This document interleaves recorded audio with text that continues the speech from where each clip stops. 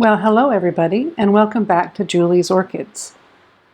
I hope everyone has had a good, happy, healthy, and safe holiday season and brought in the new year of 2022 with new hopes and goals and a positive outlook for life. And that's why I brought this up. I'm having a positive outlook on the results of our recent deflasking. Now you can see I've got two trays here, my Species Phal philippinensis and the Species Phal bellina variety Carulia. And these were deflasked on two separate days. If you remember when these came in, the agar in this flask was starting to liquefy and I felt I needed to immediately unflask them. And these ones, I popped the top on and let them sit to acclimatize a bit to their growing temperature and air for 3 days. So this one has been repotted for a full 3 weeks, and this one about 2.5 weeks. As you can see, I have them in slightly different setups. They're generally both the same. In the bottom of this tray we have some small Orchiata bark, and I was gifted by a family friend some live spag moss for Christmas. So I have these in live spag moss because this is all that I have to help with humidity. And in each little pot, the bottom of the pots, if you will remember from my video, I will try to provide a link for it. We have small Orchiata bark and perlite with the top dressing of sphagnum moss.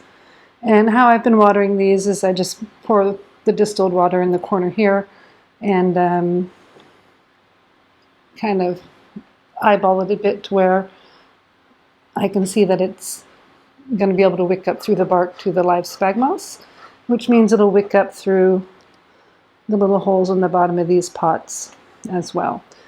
For the given time in, they seem to be doing pretty good. I can't see that I see a lot happening with them. This little one right here, it's got a little root growing quite nicely, and I'm a bit hesitant to look or lift leaves or anything, but I do think I see some root nubbins actually here. Here's one you can see.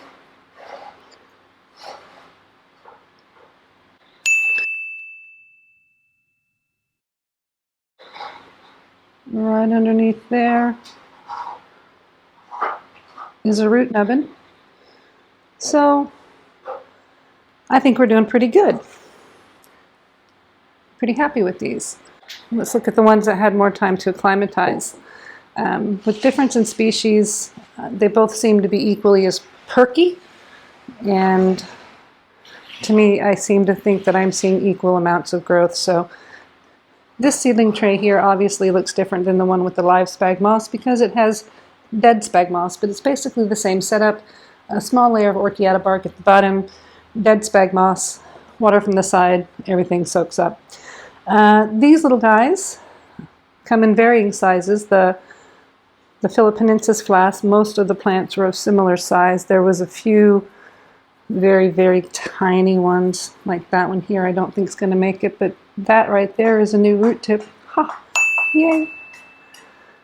And this one here, we have them varying in sizes from quite plump and healthy, big ones, to still wee little tiny ones. There's like 1, 2, 3, 4 in this little pot, but you can see some of them are still wee little tiny ones. So I'll do another update on these. I think I'll do them monthly. So once these have been deflasked for a full month, we'll go ahead and make that. So that'll be in about roughly another fortnight. I'm going to wait for both of them to fall within that month. So one will be slightly older than the other. And then we'll do monthly follow-ups on these. The hope is that they all survive. I think maybe 1 or 2 of them that are really tiny in the Phal philippinensis are not going to make it because their leaves are looking a little shrivelly.